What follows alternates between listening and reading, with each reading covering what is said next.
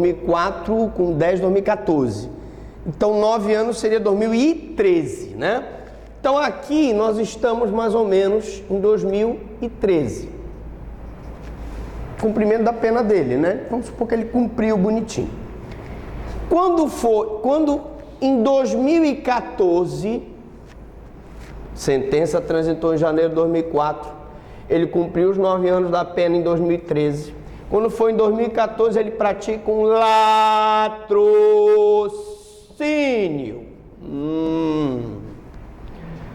Roubo seguido de morte.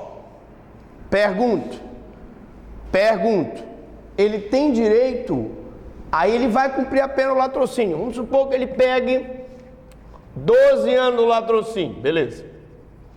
Aí o advogado disse, professor, beleza.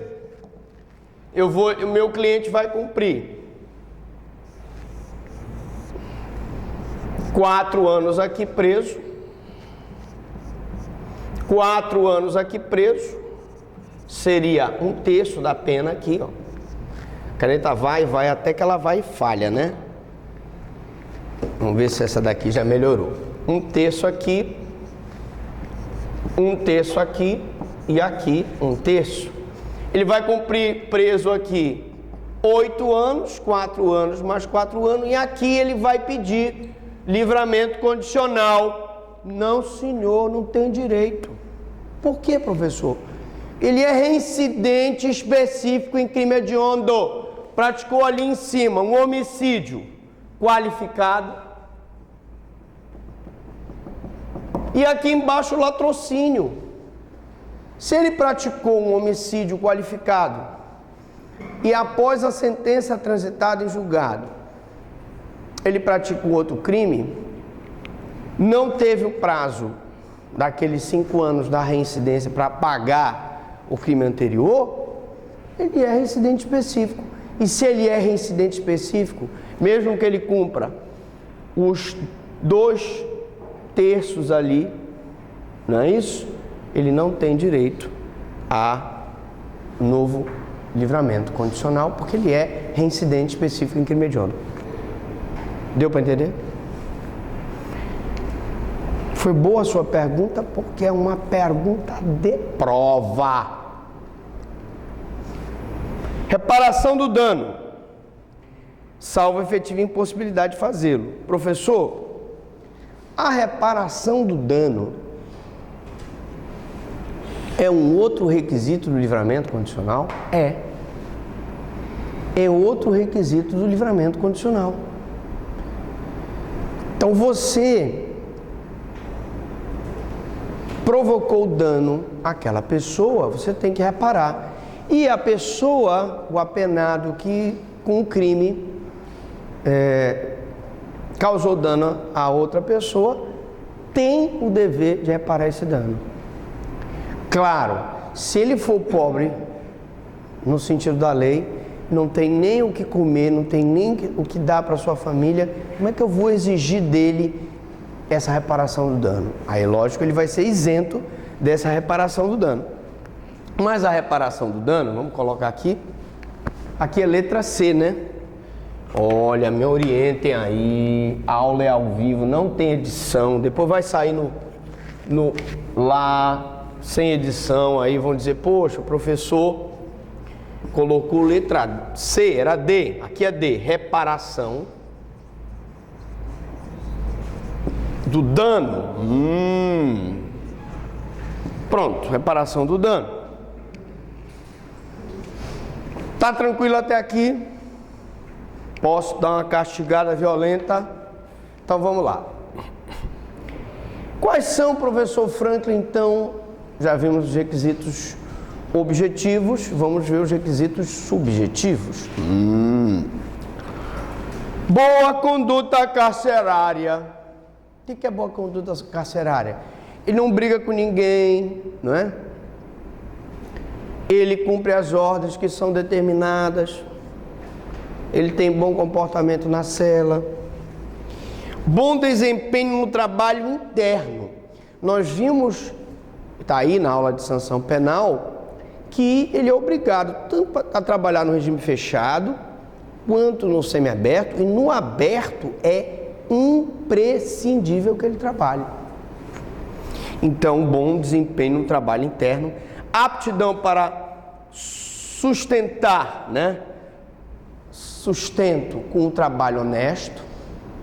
E lógico que se ele não tiver condições de se sustentar um trabalho honesto, ele vai procurar as vias desonestas, né? A via criminosa para sustentar. Então eu preciso ter condições de perceber que ele tem capacidade para sustentar para o trabalho honesto. A análise dos requisitos é do Conselho Penitenciário, né? Então nós já vimos, quando nós falamos de pena alternativa, que uma das dificuldades que nós temos é o engajamento da sociedade na fiscalização do cumprimento dessas penas.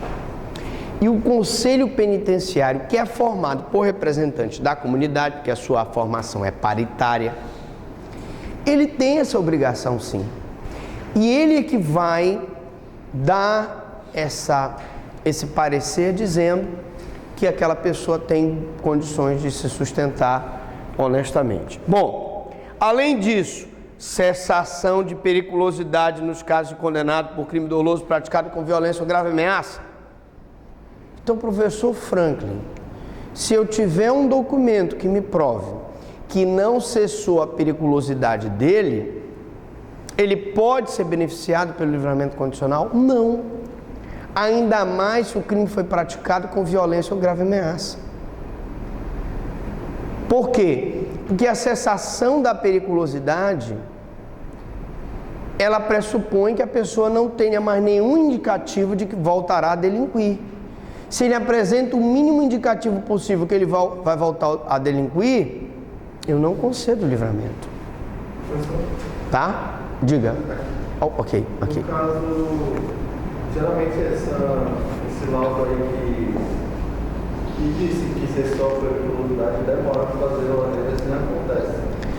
Exato. O laudo, nós vamos ver no próximo slide justamente a questão do laudo. Veja que não é necessária a realização de perícia, salvo se o juiz entender imprescindível para a formação de sua convicção. Nós já falamos isso várias vezes. O exame criminológico, ele passou a ser facultativo, não é obrigatório. Mas mesmo não sendo obrigatório, o juiz pode dizer assim, não, eu quero que seja feito uma perícia para saber se o cidadão apresenta periculosidade.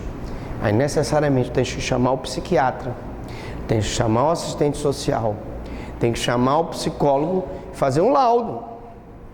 Porque olha a responsabilidade que tu tens. Tu estás colocando aquela pessoa em liberdade condicional e um erro pode ser fatal. Nós tivemos aí vários casos de pessoas que estão em liberdade condicional, não é isso?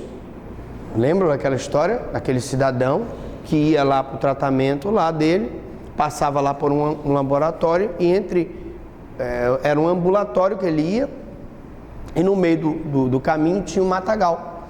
E aquelas crianças passavam da escola lá, ele pegava e praticava atos libidinosos de diversa condição carnal com aquelas crianças. Então, se é um indicativo de que ele voltará a delinquir, não se concede. Não se concede. Bom, as condições serão cumpridas pelo tempo que faltava para o cumprimento de pena privativa de liberdade, período de prova no livramento condicional. Então, gente, as condições que nós estamos dizendo aqui, o tempo aqui, olha, que falta, que é o tempo do livramento condicional, aqui 9 anos, olha, ele vai passar 6 anos de livramento condicional. Aqui, ele vai passar 6 anos em livramento condicional. Aqui, ele passa 3 anos em livramento condicional. Nesse período de prova aqui, ó, ele está cumprindo as condições do livramento condicional. Ele tem que comparecer ao juiz para dizer o que ele está fazendo. Ele não pode, por exemplo, andar armado. ele pode ser proibido de se ausentar do distrito da culpa sem informar o juiz. Ele pode ser compelido a se recolher à noite, em determinado horário. Existem várias condições. Essas condições, ele está em liberdade, mas ele cumpre no período de livramento condicional. Deu para entender? Vocês acham necessário a gente colocar aqui para a galera os subjetivos aqui, bem aqui do lado, para a gente fechar, ou não? Não acham necessário? Quer que coloque? Quer que coloque? Aqui é a pedido do freguês, né? Então vamos lá. Esses foram os requisitos objetivos. E agora os requisitos subjetivos. Muda a canetinha para melhorar. Subjetivos. É ruim mesmo. Tá ruim, o negócio tá feio. Subjetivos. Pronto. Então, qual seria? Boa conduta.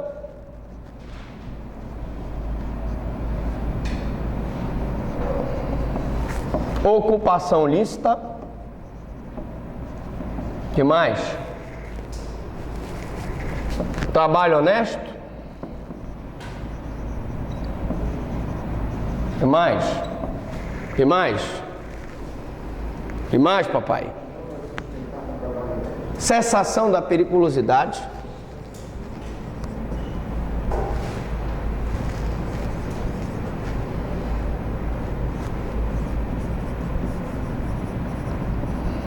Que mais?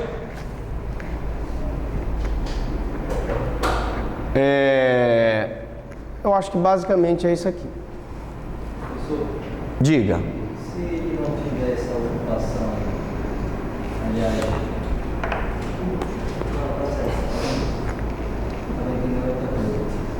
Claro que ele tem que demonstrar. Nessa altura já deve ter se qualificado na cadeia e já deve ter uma proposta de trabalho. Tendo a liberdade profissional definida e fora ele cumprindo normalmente, caso ele cometa alguma falta grave, ele retorna, né? Cessada. Nós vamos ver nessa aula daqui a pouquinho, depois dos comerciais, nós vamos ver as hipóteses de revogação obrigatória e facultativa. Mas nesse caso, por exemplo, aí ele retorna, começa a cumprir de novo, porém ele ganha um novo livramento, já que o livramento só não é concedido em residência de meio específico. Nós vamos também ver a hipótese em que ele ganha o livramento. Eu posso ter a revogação do livramento obrigatório ou facultativa, e eu vou explicar para vocês já, que é a parte talvez mais difícil da aula, quando ele perde o período de prova e quando ele pode aproveitar o período de prova. Nós vamos aprender, por exemplo, que quando ele pratica o crime dentro do período de prova, ele perde o direito a aproveitar esse período de prova. E vamos ver as hipóteses em que o descumprimento das condições podem gerar a revogação facultativa obrigatória. Mas aguenta aí que você vai ficar curioso daqui a pouquinho. Vamos com calma. Diga. se o réu tiver cometido o crime doloso, caso de requisito subjetivo, É lógico que se ele tiver praticado o crime com violência ou grave ameaça, eu tenho que me certificar de que ele não vai voltar a praticar o mesmo crime, tá? Exatamente. O laudo não é obrigatório, nós já sabemos, mas o juiz pode e deve, no meu entender, requisitar. Bom, mas vamos lá.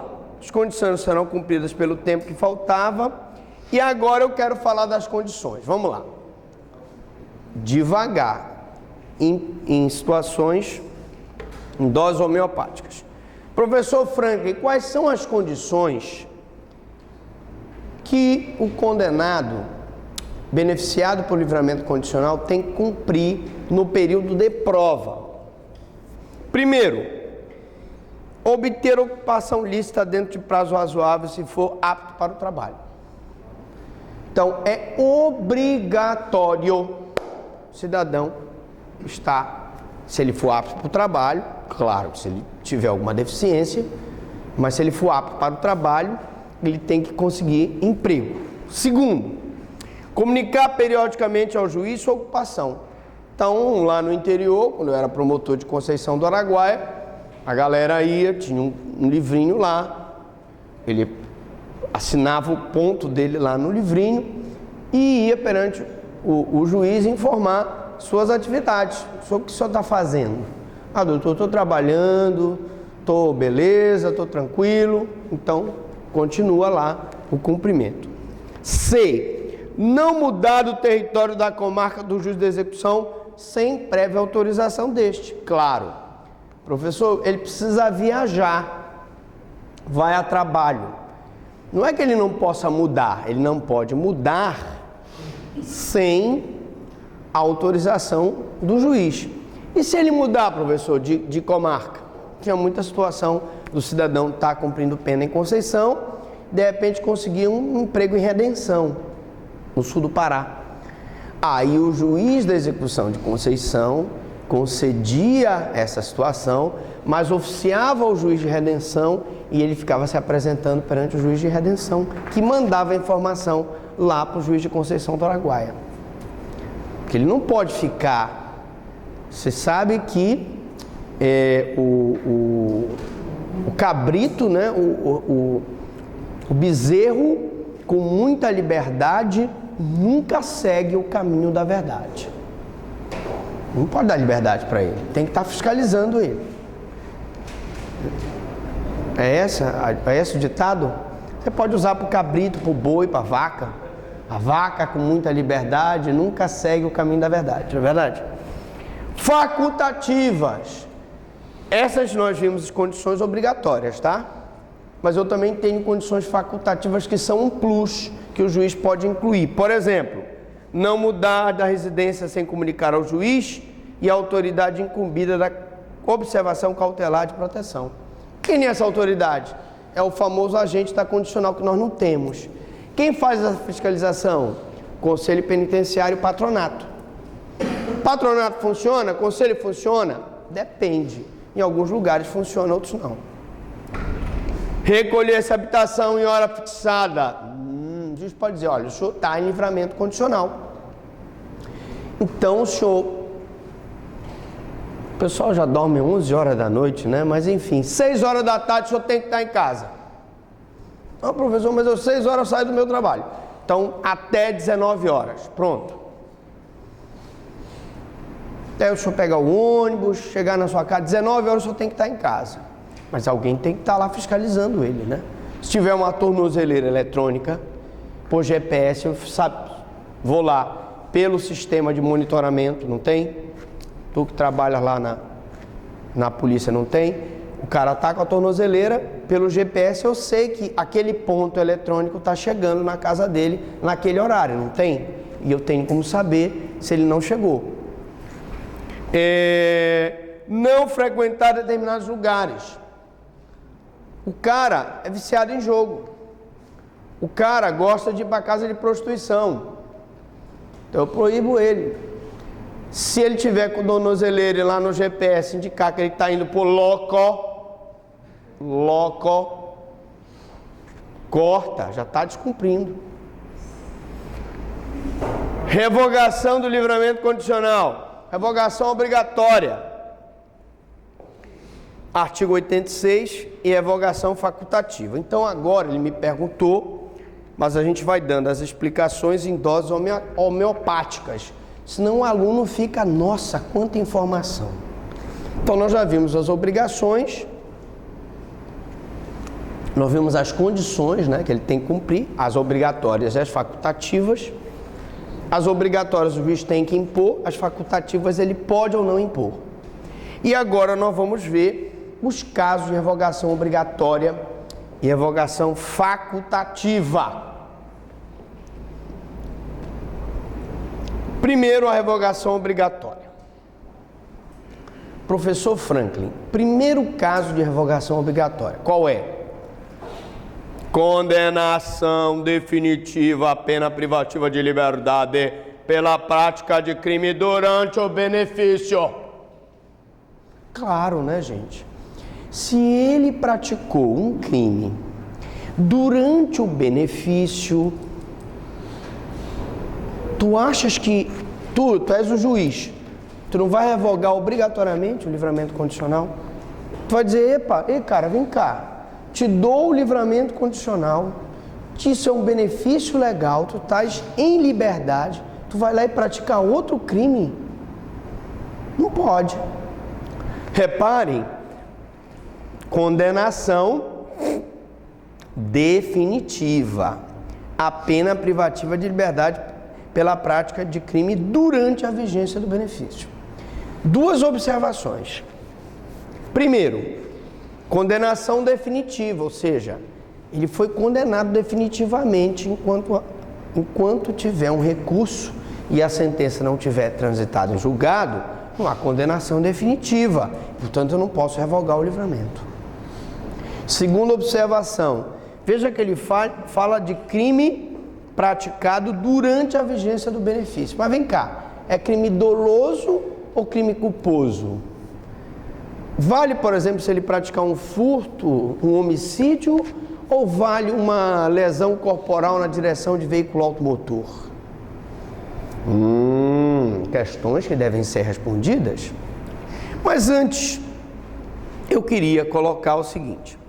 Neste caso, e é exemplo do que ocorre com o SUSI, o juiz não pode declarar extinta a pena e o período de prova é prorrogado até que transite em julgado a sentença relacionada ao processo pendente. Então, quando o cidadão, no período de prova, pratica uma conduta criminosa e contra ele é feito o inquérito e contra ele é recebida a denúncia, instaurado o processo, o que o juiz vai fazer com aquele período de prova ali? Se eram 6 anos, ele vai prorrogando os 6 anos até que saia a sentença definitiva daquele crime que ele praticou dentro do período de prova. Detalhe, os 6 anos dos 9 anos ali, se ele é primário, ele tem que cumprir as condições nesse período de 6 anos. Ele não é obrigado, nós vamos ver isso, a cumprir as condições no 7º, no 8º, no 10º, porque é só uma prorrogação do período de prova. Segundo, eu não declaro extinta a pena dele. Eu só declaro extinta a pena dele, nós vamos ver depois, se ele cumpriu o período de prova sem ter praticado nenhuma falta, nenhum crime, nenhum descumprimento das obrigações, das condições obrigatórias ou facultativas. Pronto, beleza. Então, se a sentença for condenatória, o benefício será revogado. Que benefício é esse? O livramento condicional é revogado. Tu foste condenado por uma sentença que reconheceu que tu praticaste aquele furto, aquele roubo, um assalto a mão armada. Tu estavas sob livramento condicional, será revogado, né?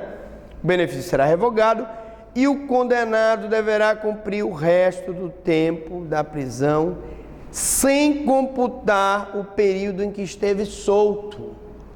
Ah, professor, quer dizer que se ele praticar o crime na vigência do benefício, então vamos supor que aqui ele praticasse o crime aqui, ó. Aqui ele praticasse o crime bem aqui, ó. Aqui ele praticasse o crime bem aqui, ó. Se ele praticar o crime na vigência do benefício do livramento condicional,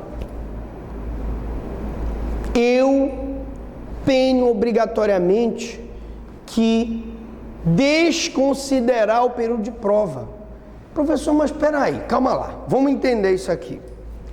Aqui a pena eram 12 anos, ele cumpriu 6 anos preso e aqui ele estava cumprindo 6 anos em liberdade. Cumpriu o 1º ano, 2º ano, 3º ano, 4º ano, 5º ano. Faltava 1 ano para ele extinguir a pena dele.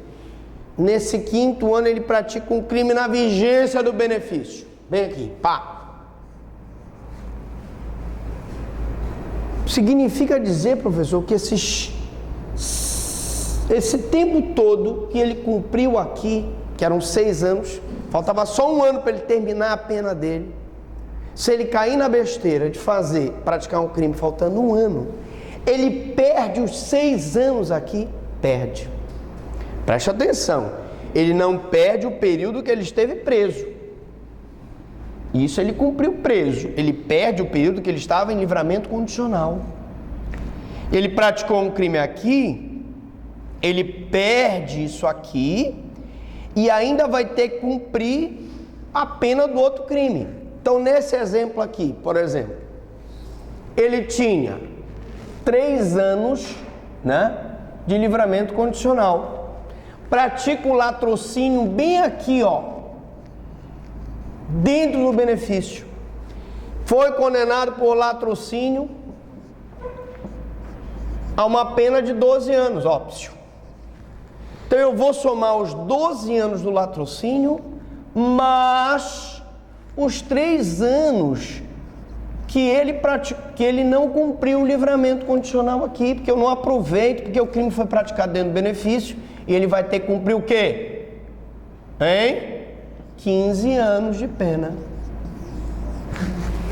Ah, professor, quer dizer que se ele praticar o crime na vigência do benefício, ele perde o período de prova? Perde.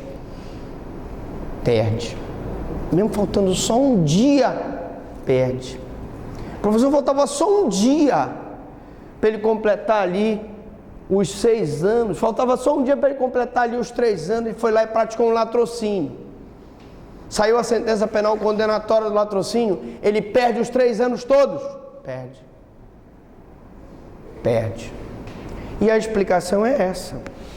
É aquela história, estás aqui porque queres, voltarás se quiseres. O Estado te deu um benefício legal da maior importância, e você não aproveita esse benefício e vai e pratica um outro crime, então você vai perder o período de prova todo.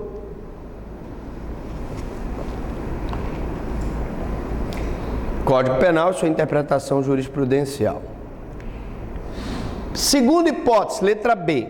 Condenação definitiva à pena privativa de liberdade pela prática de crime anterior.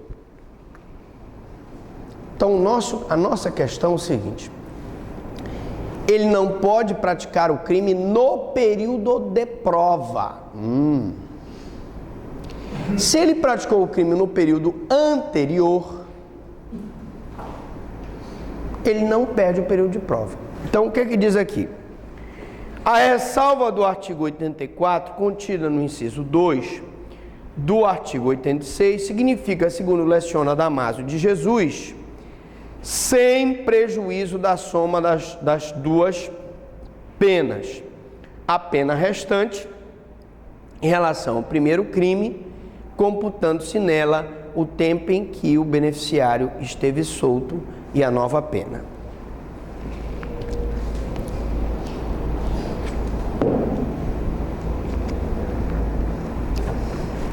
Então, suponhamos, nesse caso aqui, que ele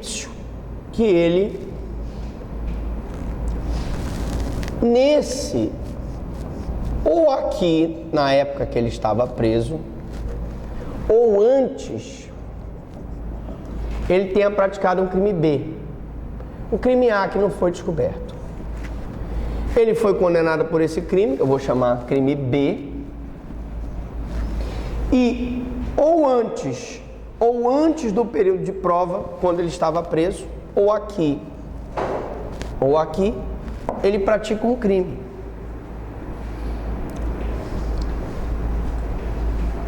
Durante o período de prova, ele não praticou crime nenhum. Se ele praticar antes, durante a prisão, mas não dentro do período de prova, suponhamos que ele venha a ser condenado por esse crime A uma pena de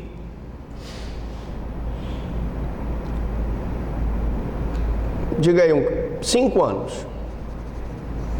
5 anos. Ele cumprindo isso aqui, ele só vai ter a pena de 5 anos para cumprir.